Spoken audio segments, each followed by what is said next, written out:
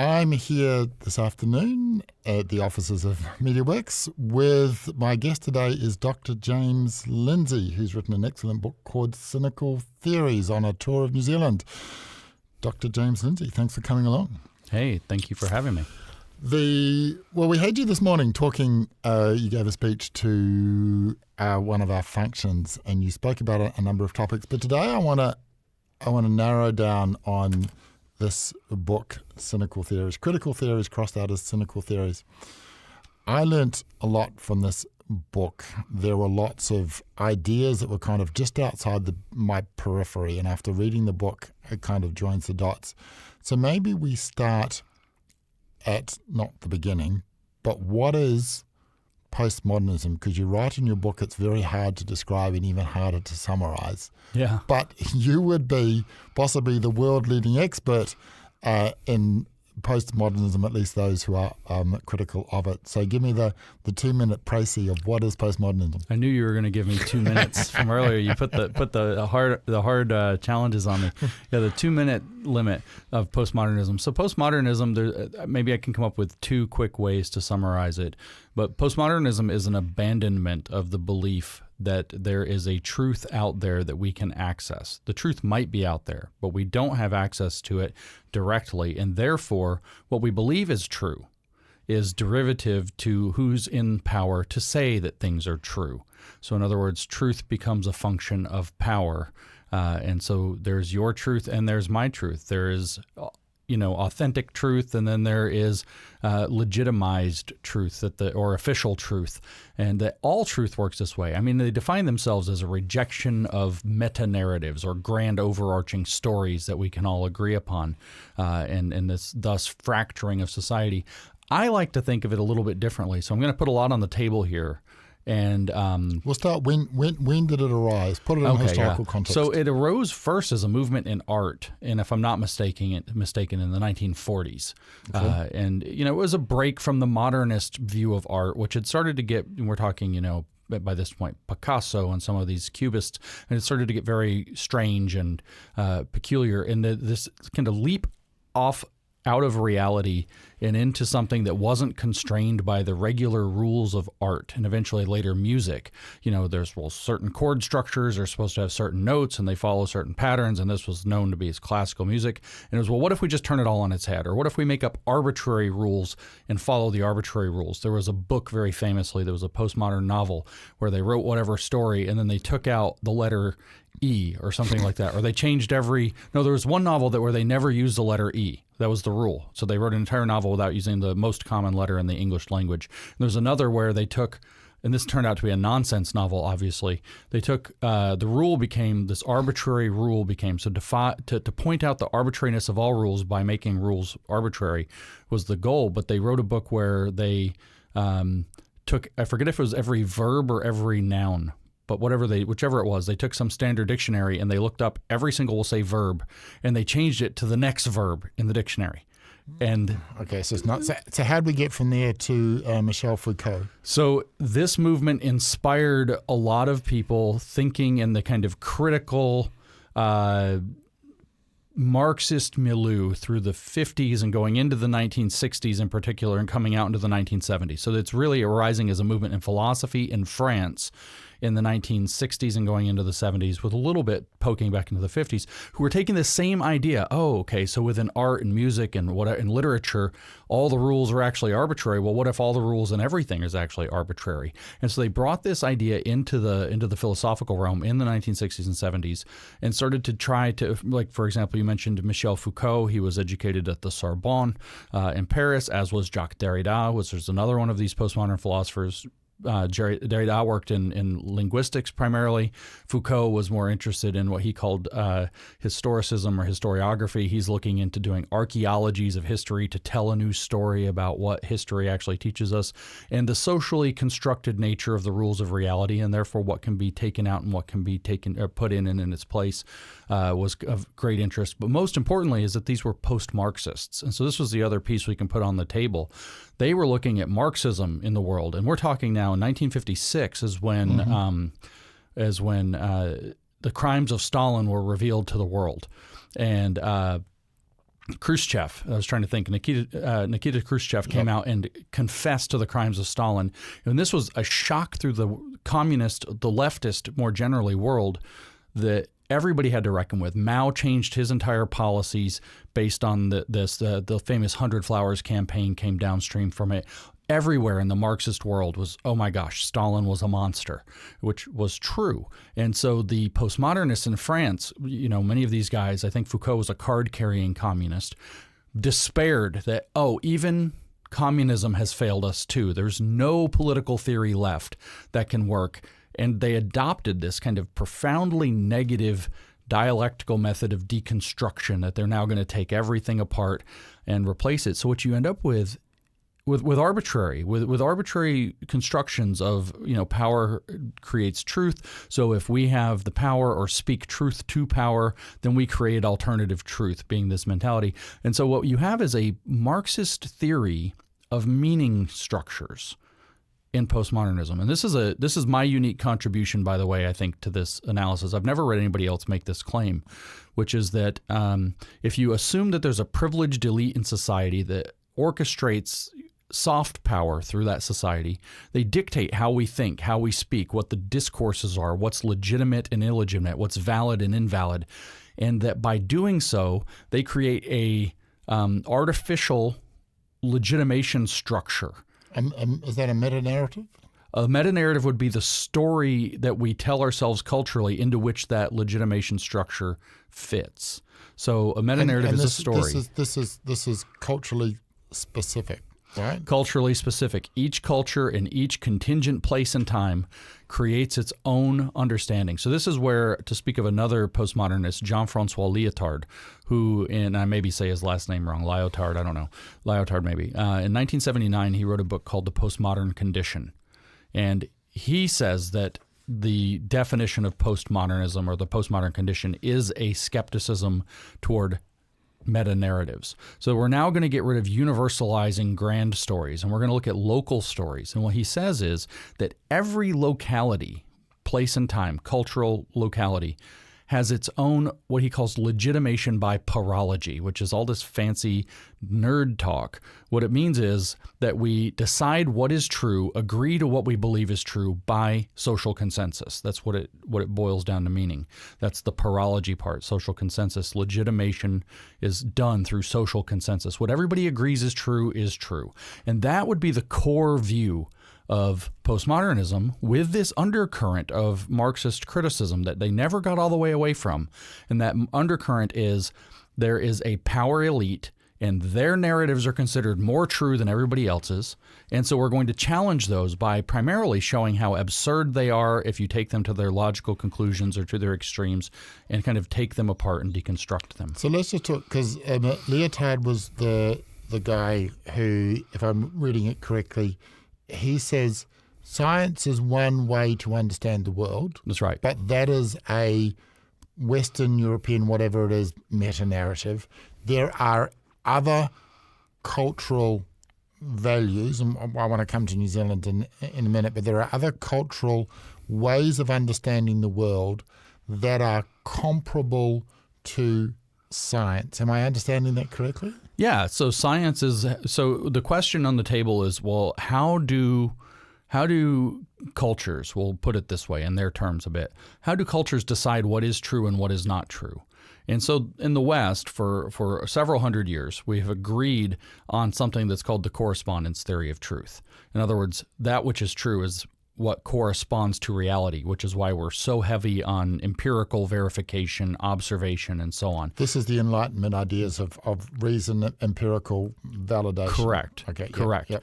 And so what Lyotard and to a degree Foucault as well are arguing is that no, that's just how Western European minds following the Enlightenment conceive of determining what is true. But there are other ways that you could determine what is true. You could, they don't say this, but you could look, for example, at Burkean conservatism, where they believe that tradition has a strong epistemological weight. Whatever the tradition is, even if you don't remember why it's a tradition, carries with it the knowledge of the past. And so tradition could be the grounding for in epistemology? Well, just explain the term epistemology. Oh, sorry. Epistemology means a theory of knowledge. How do you know what you know, and why do you know it? Yep. And so it could be that, if in Burkean conservatism as a broad kind of, I don't know, community or culture or, subculture of Western culture, you have that tradition becomes very important to understanding who we are and how we know what we know and whether or not something is true or false, although they're usually not that extreme about it since they're embedded within that Western tradition. But there are all these other approaches that have been used throughout all of history by other cultures. This would be the argument of the postmodernists, that are sometimes now referred to as submerged knowledges or marginalized knowledges, which might include indigenous belief structures or superstitions sometimes, or it could in theory be something that somebody makes up or a computer program or whatever else. And what they're saying is that contingent to that culture, that's what's true. So for example, if you had a culture, say the pre-Enlightenment, pre-scientific West, believed for a very long time that the sun goes around the earth instead of the other way around. And their argument is that it doesn't matter what's happening in reality. All that matters is that that's what that society agreed upon, and therefore that's true. So if you have a society like an indigenous culture or, the Mongols under Genghis Khan or whatever else, they had certain things that they agree upon, and so for them, that's also true. And so part of it, and part of the thing I didn't quite understand is, so objective truth. So how do the postmodernists deal with a claim that there is an objective truth? Do they believe that there is an objective truth, but that our ability to understand that is constrained by our culture? I mean, how does that work? Because I struggled to wrap my head around what they were saying. Yeah, there are two kind of views there. One is that there is objective truth out there, but we can't get to it because we must come to it through a subjective filter, which is ultimately conditioned by our cultural conditions. So truth exists. This was Richard Rorty, who's an American pragmatist but postmodernist, kind of espoused this view. The truth is likely out there, but we have no access to it because everything that we have is passed through our cultural filters. And then there's the view that there is no objective truth whatsoever. So if you have your indigenous belief versus, say, post-Enlightenment Western science, that there's no position that you could occupy that's actually objective. They denigrate such a belief as saying that it is a God's eye view from nowhere and that no human being could occupy such a position. And so there's no possibility of objective understanding at all. It's just different subjectivities that claim to be better for reasons that are self-serving and self-satisfying to that culture. So they deal with objective truth by saying either that it's inaccessible, which I think is slightly more reasonable, or that it doesn't exist at all. And in fact, it is an affront to our condition to believe that it's something that exists at all. It's something that if God existed, God alone would have it. But the position that such an observer to be objective would have to be is everywhere at once and therefore nowhere at once. And so this is their argument, is that it essentially doesn't exist. By the way, they, ironically enough, call that view pornographic in order to further denigrate it. Okay. So let's, I just want to, because you have it in your book, so you've got the two principles and four themes of postmodernism. So maybe we'll just touch off on each of those, because I think that's quite useful. The postmodern knowledge principle, which you describe as radical skepticism about whether objective knowledge or truth is obtainable. So what are they saying there?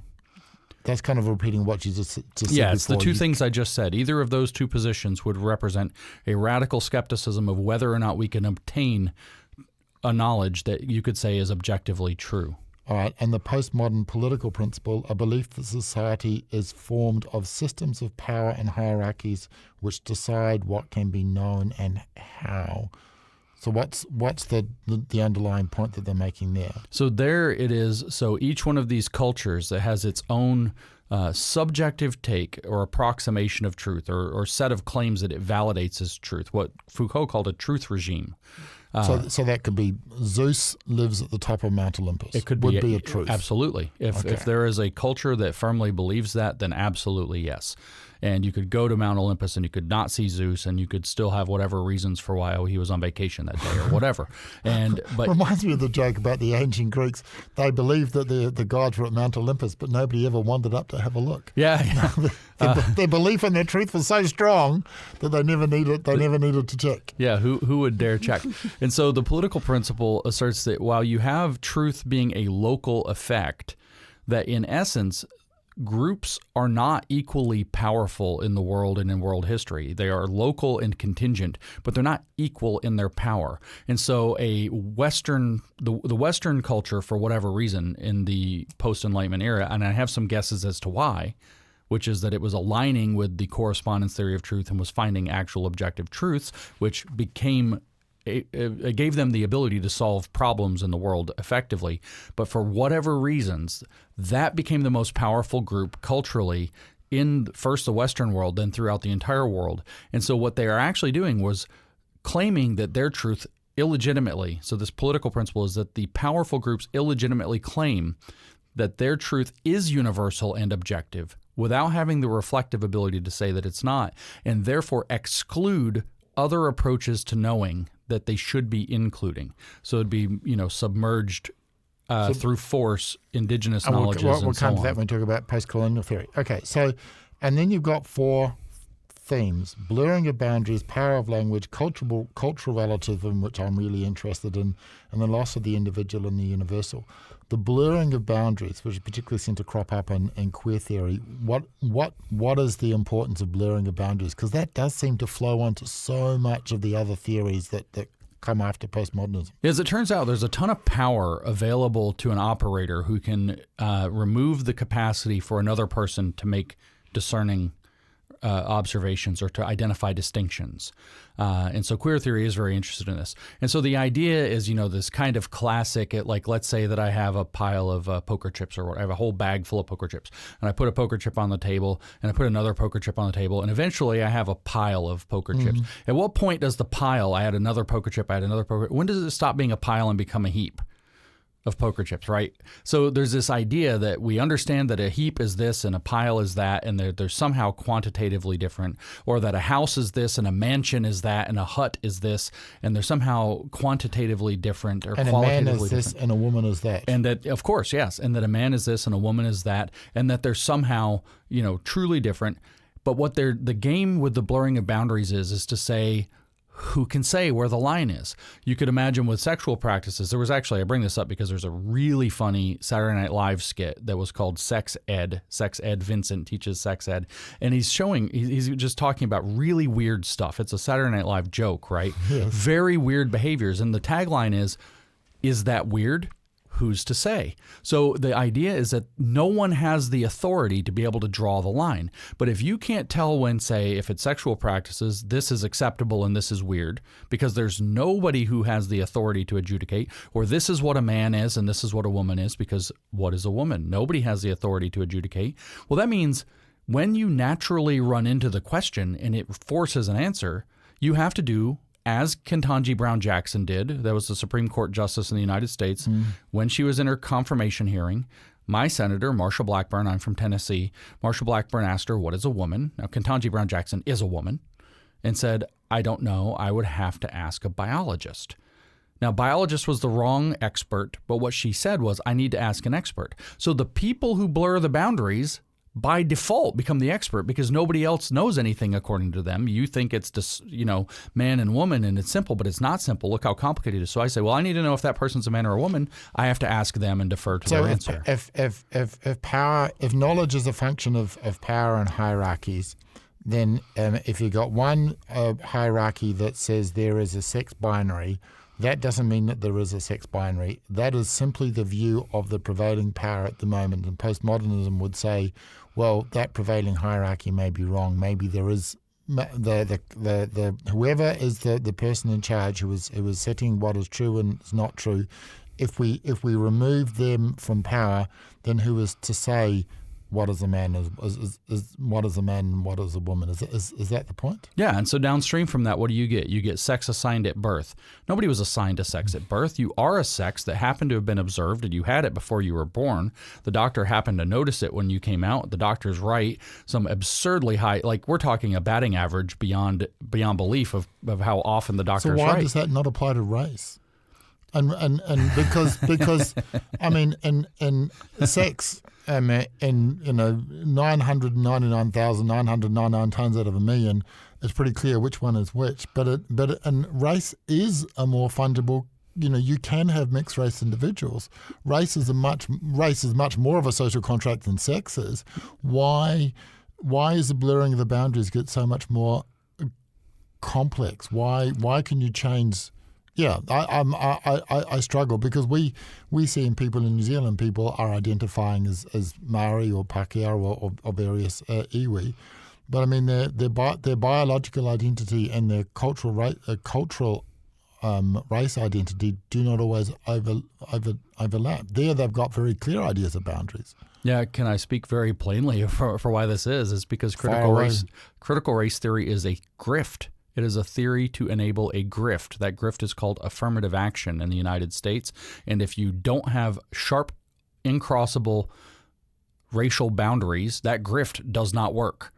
That's the reason, because this is why we called the book Cynical Theories. These theories are completely cynical, and it's whatever operates to gain the operator power. If race is a social construct, and it largely is a factor that we think, I don't like to use the phrase social construct, but it's largely something that is not meaningfully essential to the person that you're dealing with. Well, certainly I think in New Zealand, to a large extent, for a lot of people, it is a social contract because a lot of people get to choose which culture they belong to, and I think that's fine. I mean, all power to you, but it does get.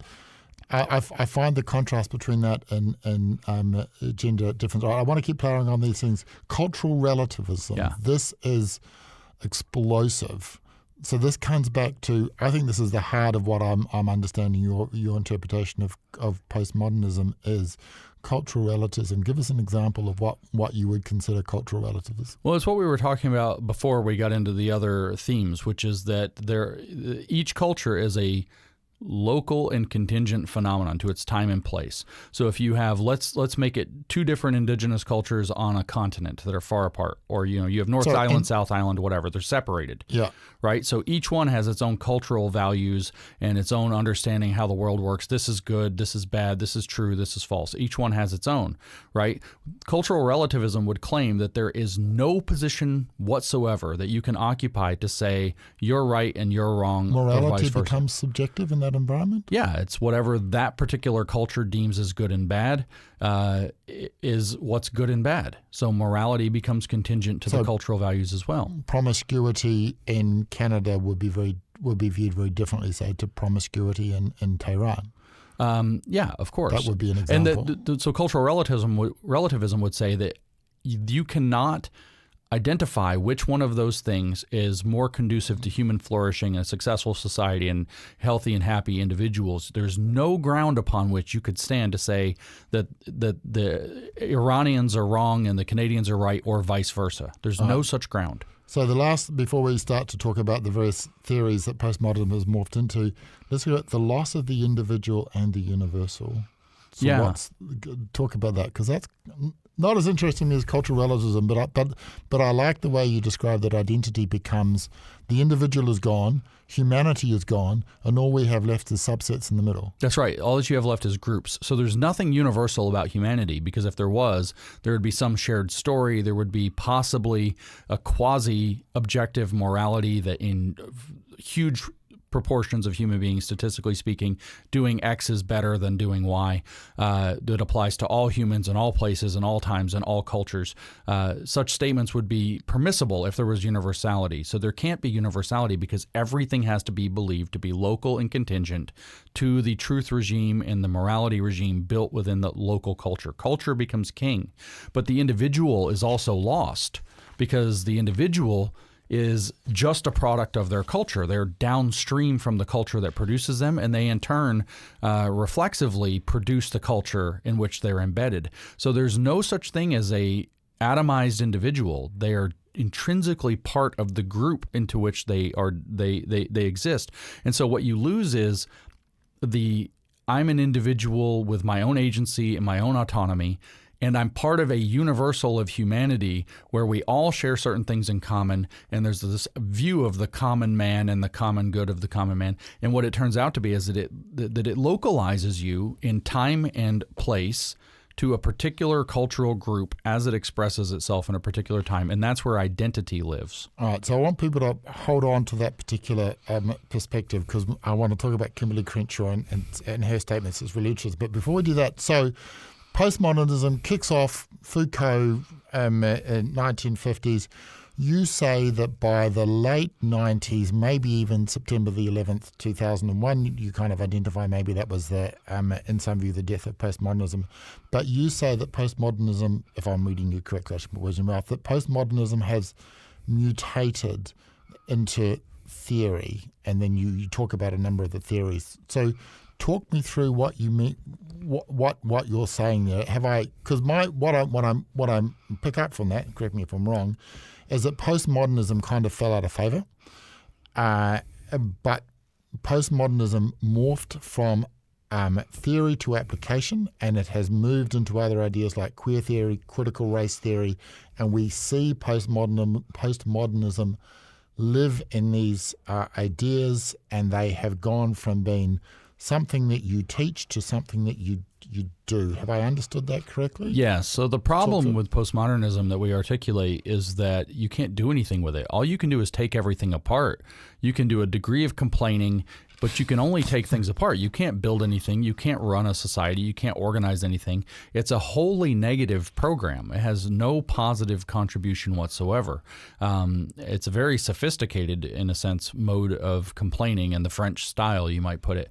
And so that puts you up against a wall. At some point, people say, those are very interesting thoughts, and it's causing these particular issues to arise. Maybe the feminists in the United States were very interested in importing the postmodern theories. The French weren't that interested in it. The Germans certainly weren't interested in it. They didn't want anything French. The British certainly didn't want anything to do with it because it was French. Well, the feminists, primarily in the United States, and some of the Brits, imported it because it allowed them to separate gender and sex. It allowed them to deconstruct the idea of of gender roles using the tools that were put forth by Foucault and Derrida and company. And so they imported it, and they were not French theorists who were content to stand around and look smart and be academic, fashionable or fashionistas, I guess. They wanted to do. They wanted to change the world. You say in here it shifted from is to ought. That's right. It shifted from, so we could take, I don't agree with the postmodern analysis of the world, but the original postmodernists were trying to describe how the world is in this very kind of strange and cynical way. But the activists who adopted postmodern theory wanted to change the world and use postmodernism as a tool to do it. So they had an underlying activist agenda, and so these principles and themes became an agenda for them to try to change, whether it's the relationship between men and women, whether it's the relationship between the races in critical race theory, whether it's the relationship of human beings within the realm of sexuality, within what began as sexuality studies and became queer theory. They wanted to change things. So they had to attach an ought, and they had to make it activist. We called it applied postmodernism in the book because I like that term. We needed a way to talk about the fact that it wasn't just kind of an artistic movement in philosophy at some sense. When the activists got a hold of it, they wanted to do something with it. And that's a different project. I'm going to read this one quote from the book. I like this. Activism and education exist in a fundamental tension. Activism presumes to know the truth, with enough certainty to act upon it, while education is conscious that it does not know for certain which is what is true, and therefore seeks to learn more.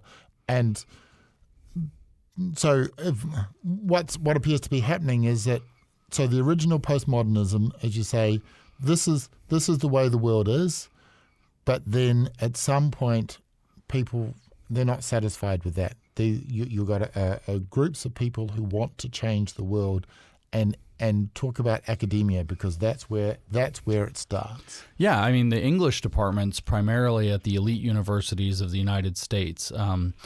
Columbia, Yale, I think, is the most guilty party here, started to bring these French philosophers over when no one else in the world was paying much attention to them, and give them a lot of attention, bring them for seminars. And again, these English departments were the people primarily interested in doing this style of literary criticism were feminists wishing to do literary criticism of a feminist type. And it was the deconstructive potential that they were so interested in, because it allowed them to advance their activism with gender roles, or sex roles as they had been previously called. It allowed them to intrinsically say, at some level, there's no actual difference between men and women, just like Simone de Beauvoir had said in The Second Sex. It is, in fact, that men have privileged themselves and oppressed women and relegated them to the role of the second sex, which is, by the way, where the question... What is a man? Well, this is where the question, what is a woman, ultimately comes from, because that's what Beauvoir is trying to answer. And so these elite university, primarily but not exclusively feminists, some were post-colonialists as well, found these tools extraordinarily valuable to advance those activist agendas, and imported them into, again, the highest echelons of humanities scholarship in the United States. All right, so you mentioned post-colonial theory. So we're going to jump back a little bit before postmodernism. Let's talk about Frantz Fanon, the guy from Martinique, and you talk about him a lot. He's a really interesting guy. So we were talking before, his 1952 book, Black Skins, White Masks. You say that that was crazy, but there were crazier ones.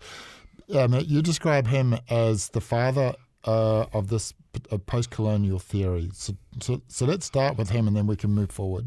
So he was a radical Marxist, and people need to understand that he was also a French psychoanalyst, although he was from Martinique originally. Where is Martinique? I feel it's in the Indian Ocean, isn't it? Yeah, I think that's right. Okay. Check me on that, though. Let's not commit to knowing my I'm a theorist. I'm not a geographer. Who's to say where it exists? Yeah, that's right. Who's to say? So he becomes very invested in the question of what colonialism means, and that's what books like Black Skins, White Masks is about. This is people with black skins. Colonialism comes in, forces them to wear a white mask, or as the later verbiage in the 2010s was, act white. You have to act white in order to fit in and assimilate with the colonial society. He goes on to write this book in 1962, publishes in 1962, called The Wretched of the Earth, and the first chapter of that book is called Concerning Violence.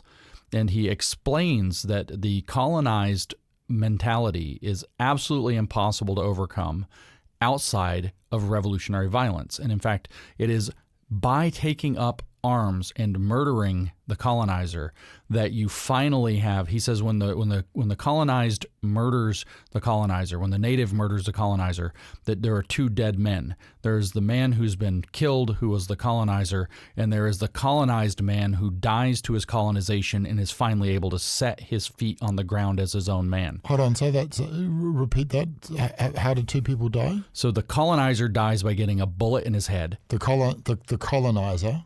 So the Englishman in Kenya is killed. Yes, the Englishman gets shot by the Kenyan. Yes. And then the Kenyan, who is colonized by English, has done an act of defiance that lets his colonized persona die, and he can stand as his own man. So this is a religious... That's dark. That's so dark. That is a religious rebirth story through murder. That is what that is. And that's what the first chapter of this book is about. This is Frantz Fanon. And so Jean-Paul Sartre writes the foreword to The Wretched of the Earth, and he writes it as a letter to Europe.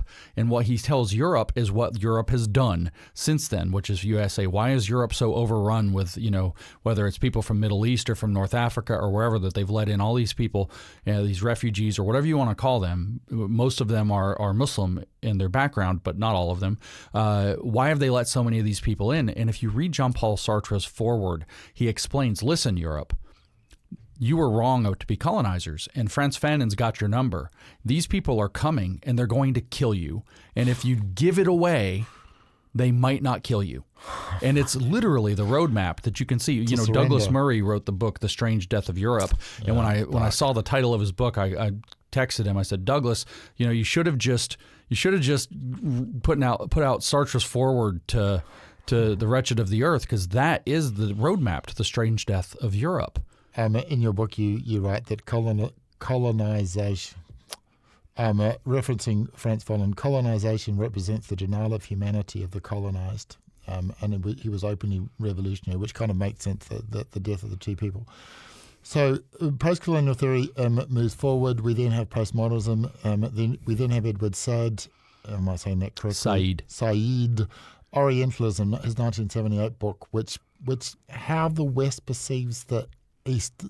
He's critical of Conrad's Heart of Darkness. That's another quote from Said. So this is quoting Said, a post-colonial theorist, 1978. My argument is that history is made by men and women just as it can be unmade and rewritten, always with various silences and illusions, always with shapes imposed and disfigurements tolerated, so that our East and our Orient becomes ours to possess and direct. I think I know what he's saying there. So it has kind of shades of 1984, frankly, because I made a note. This seems a bit like 1984, So I think I know what he's saying, but tell me what he's actually saying. Well, he's channeling what Fanon said. He's not necessarily calling directly for ritual murder, but he's saying that, you know, men and women have made what we believe to be history as it is. They've written it down and they've created the conditions, the historical conditions into which we are, but those are therefore mutable. We can transform how things have been done, and he's saying we can reclaim our West or our East on our own terms that they're going to rewrite. So it's the same message that Fanon was putting forth without the having to shoot an Englishman part. And Please don't shoot the Englishman. What Said was taking Fanon and blending in Foucault and bringing in the postmodern element to say that, you know, well, this is just all of these cultural artifacts that we just decided are the way things are, is we can undo those. We can unwrite history and rewrite a different history where we understand how things came to be in a different way. Now, you mentioned it's 1984. Let me do a sidebar. This is going to be entertaining. Yep. Because when you were reading that quote, which I actually had forgotten about, when you were reading that quote, what I was thinking about, I don't know if you've ever heard of the famous Fabian glass, the Fabian window. Do you know of this? No. So the Fabian Society is a socialist society in London. I used to belong in a very long past life, yeah. Well, long time ago, before you were born. Yeah, so repent. So the Fabian Society it was founded by George Bernard Shaw, Sidney Beatrice Webb, etc. And it was a socialist society with the objective of using infiltrative methods rather than revolution to transform society to a socialism. They were going to take over the parliaments from the inside, take over the institutions from the inside, and so on. And it was incorporated in 1884. Well, these guys were picking at George Orwell or Eric Blair. They really wanted him to be a member, and he wanted nothing to do with these guys. And so he finally writes this allegory, imagining that the Fabians have 100 years to create the power of Stalin, and it's called 1984. But the Fabian glass is a stained glass window showing the world heated up to red hot, sitting on an anvil next to a forge. And George Bernard Shaw's got a hammer raised over his head, and I think it's Sidney Webb, but I'm not positive, is the other character. And they're hammering the earth. And it says cryptically at the top of this stained glass window, it says, "Remold it nearer thine heart's desire." So they're going to remold the world nearer the heart's desire. But it's part of a longer poem from a guy named, Omar Khalid or something like this, from the 12th century. He was a Zoroastrian guy, and he writes this poem where he's talking about you heat it up, break it. I don't remember how the poem goes, but you heat the world and break it to pieces and remold it nearer thine heart's desire is the last line, and that's what's on top there. So this is what Said is actually saying. So you say it reads like 1984. Well, it's the same message that the Fabian window articulates, is that we're going to heat up the world and remold it to what we want it to be, near to our heart's desire, according to the processes that were outlined in that poem. And that was the symbol of the Fabian Society, which Orwell said, if you give those people 100 years of building the power of Stalin, you're going to have this horrible, we've always been at war with East Asia, Oceania, whatever. I've always loved Big Brother or whatever. I love Big Brother. Yeah. The other, so you're right, and I think this is quite helpful, colonial theory.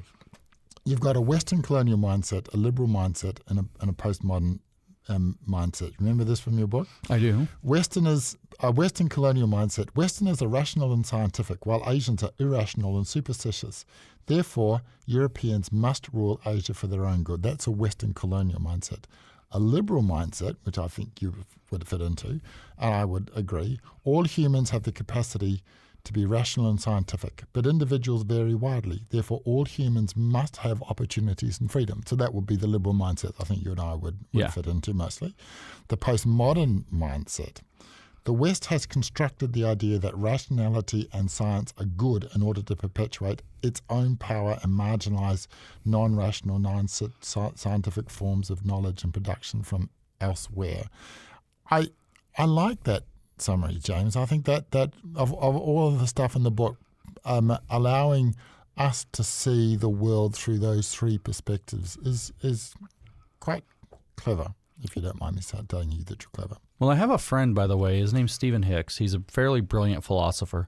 And I'll just say this quickly, but I encourage you. He wrote a book called Explaining Postmodernism in 2005, which I think it's a heavy-duty read, but I encourage everybody to check this out. But Stephen Hicks has this fundamental belief, and it's just a remark of what you said, that most of the time when we think there are two competing theories, the Western view versus the colonial view or whatever, that there are actually three. There are actually three, and we, from whatever perspective we occupy, we're only able to see two. And so whichever one we're in, we lump the other two together as one. And so he's got this very illuminating set of lectures, Stephen Hicks does, on the idea that there are usually three perspectives. And when you lay out, as we fortunately did, I think that was Helen's idea, to be truthful with you, the three perspectives side by side and how they compare to one another, it can be extremely illuminating to people because they frequently feel as though there's just two. Right, so decolonize everything. Why is my curriculum white? Knowledge is value free. Quoting you again, that such an approach doesn't work is considered unimportant because it is more important to be just. So the postmodernism, postcolonial worldview is it does not matter that it works. Okay, so your physics for your engineering for the bridge, that's fine. I don't care that it works. What is more important is that the knowledge that I'm using is, you can't separate them. The knowledge is not value free. How does this stuff survive? I don't understand. It seems madness to me. It survives. I mean, this is, again, I point to the book, to somebody else's work. I point to Jonathan Rauch's book. Oh, he's great. I've interviewed him too. Kindly Inquisitors, where he compares the idea of the liberal approach to knowledge, what he calls liberal science. But he lays out 6 different principles, and I couldn't do all 6 of them from memory. But one of them is the egalitarian principle.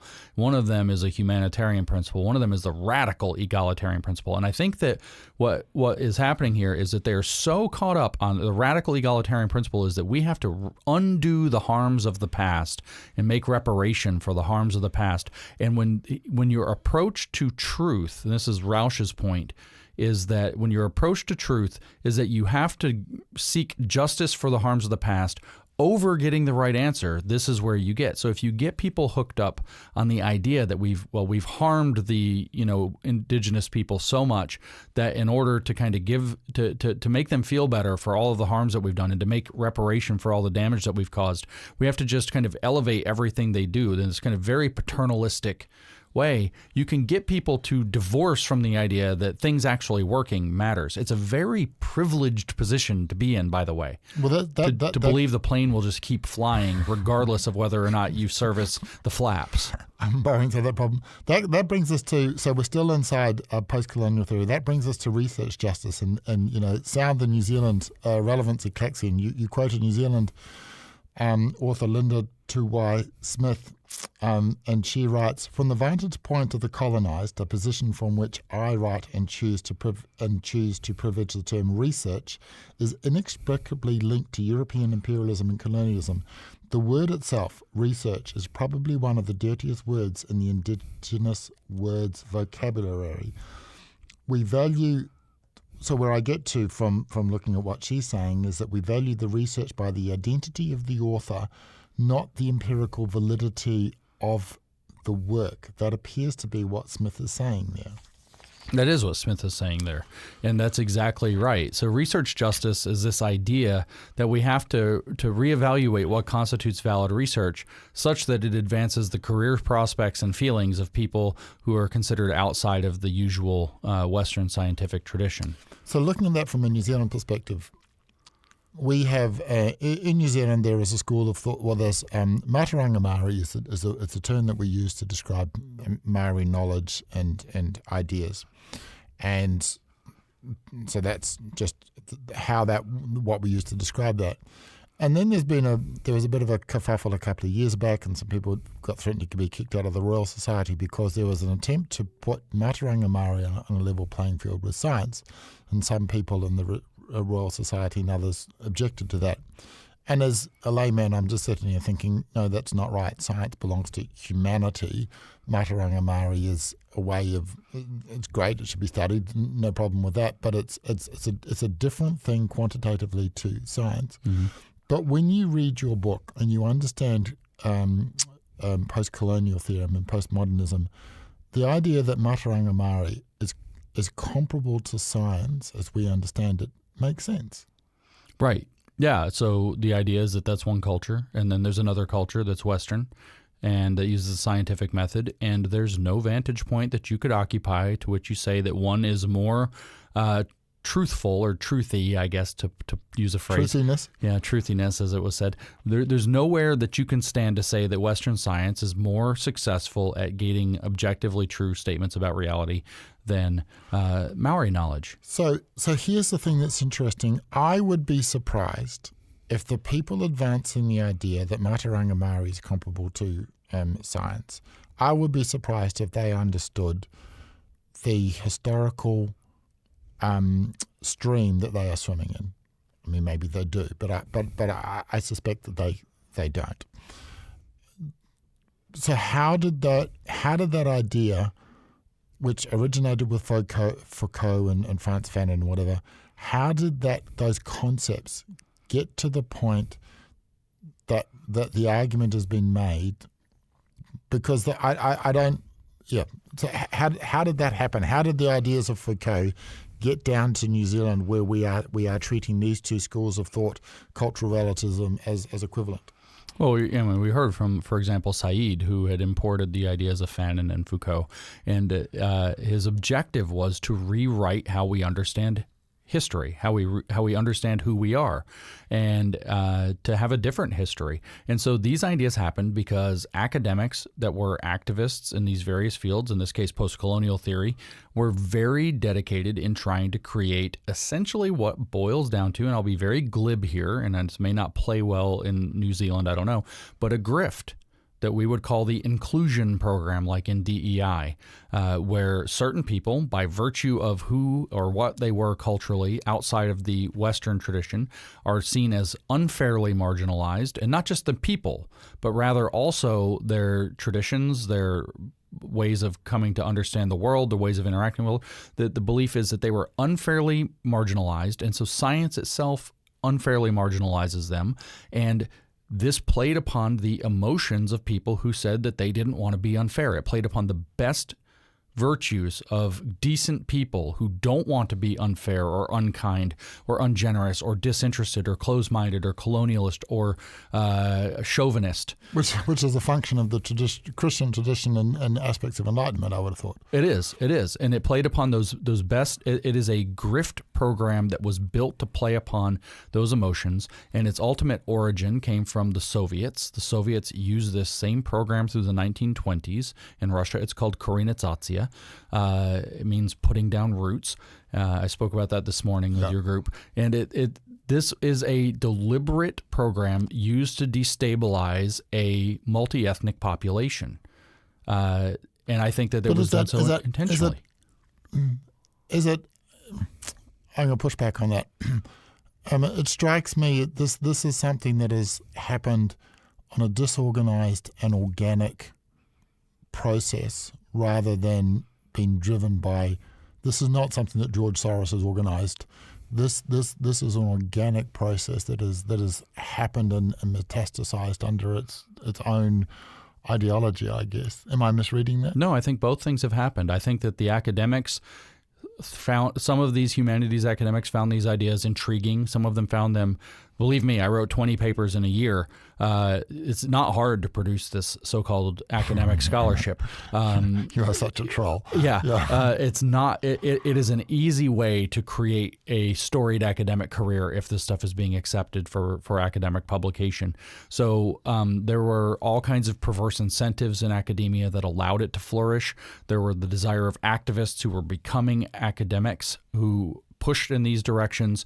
There were all kinds of these organic factors. It became very fashionable. It played upon the white guilt, as Shelby Steele called it, mostly referring to critical race theory, but he wrote a book. He's an author in the U.S. Shelby Steele talked about how the African-American programs took over American colleges by exploiting the guilt of white administrators in colleges, particularly college presidents and provosts, by coming in and kind of giving them the shakedown that you in your college have always been racist and so on and so forth. Give us, an academic studies department or African American studies department or whatever else.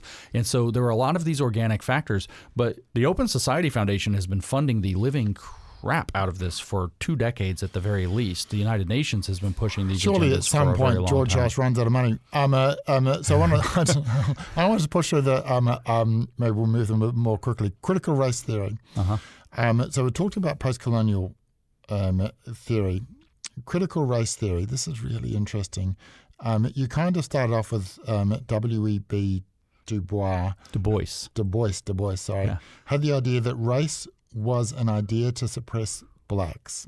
And you kind of indicate, well, maybe he was right.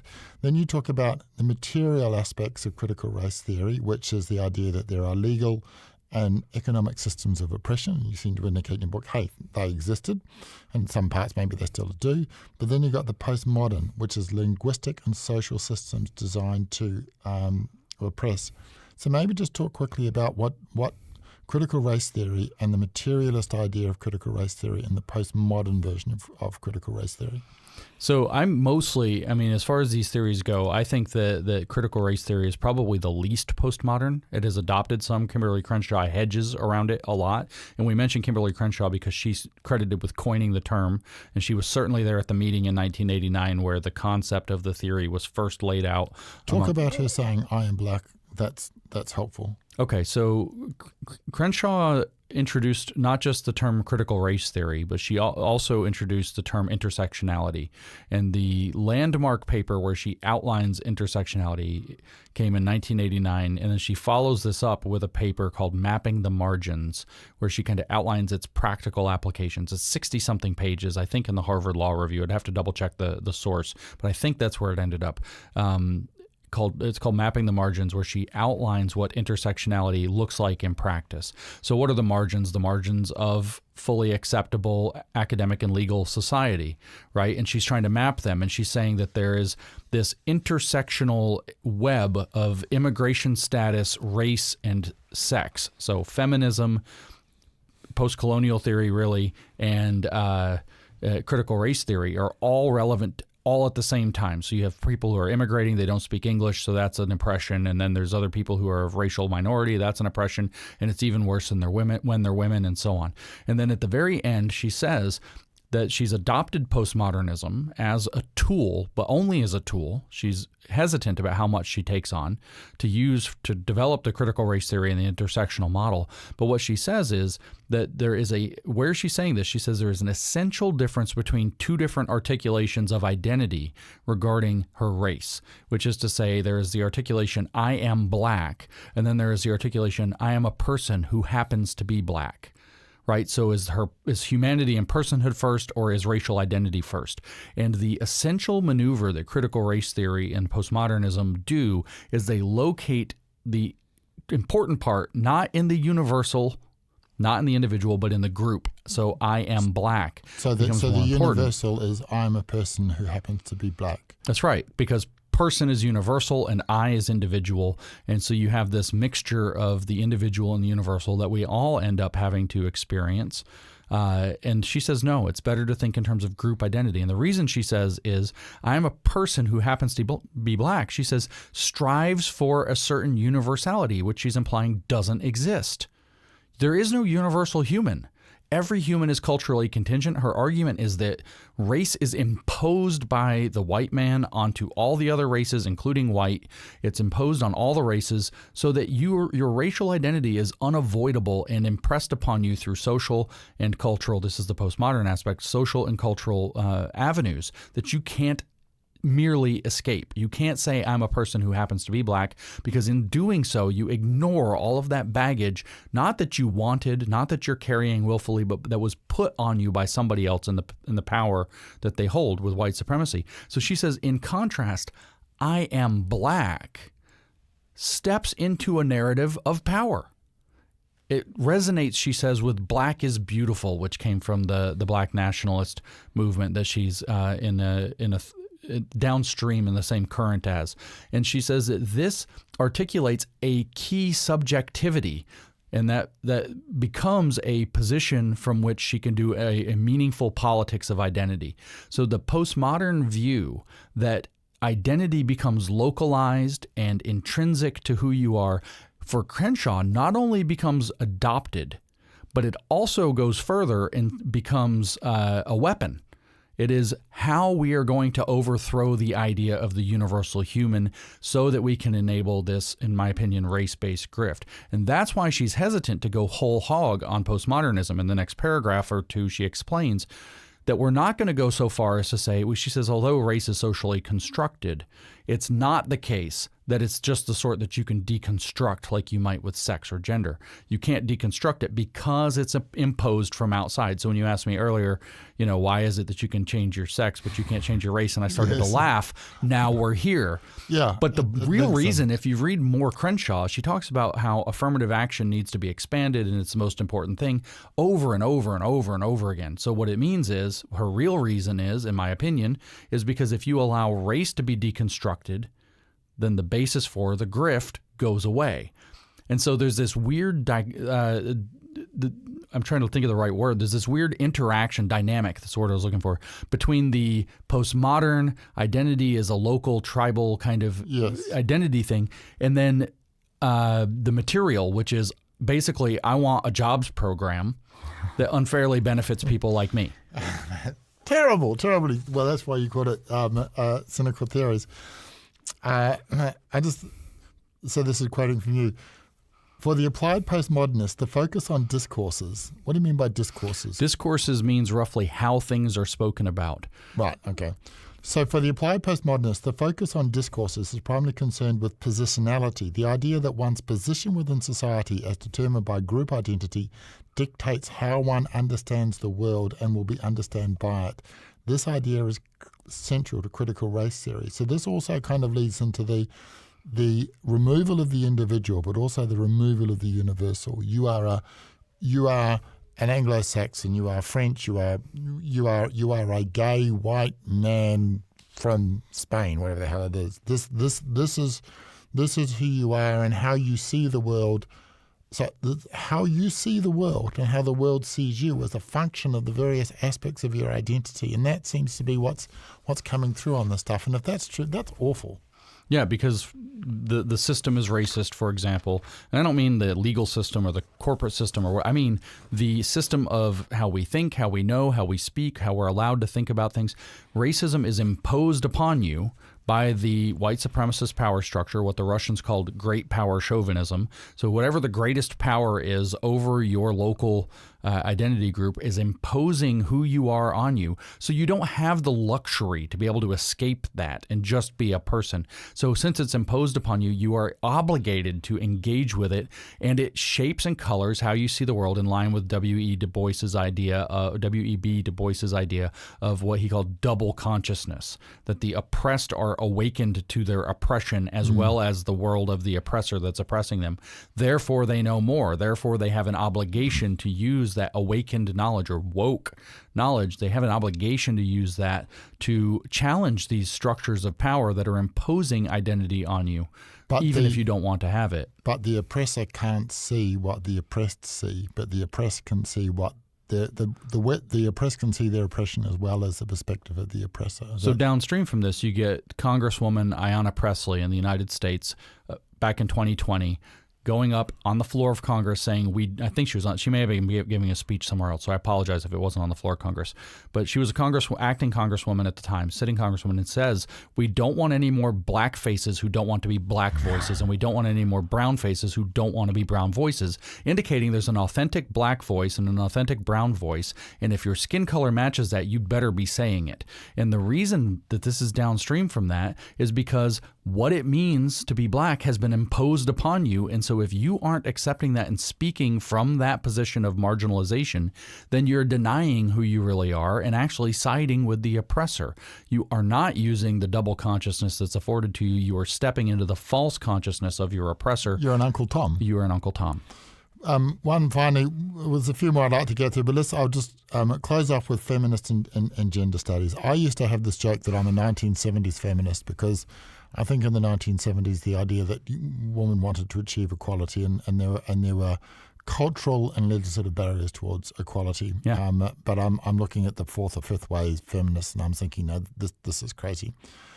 I think you articulate and expand on that and you say you've got feminists and gender studies. Mm-hmm. So what is the difference between feminism and gender studies?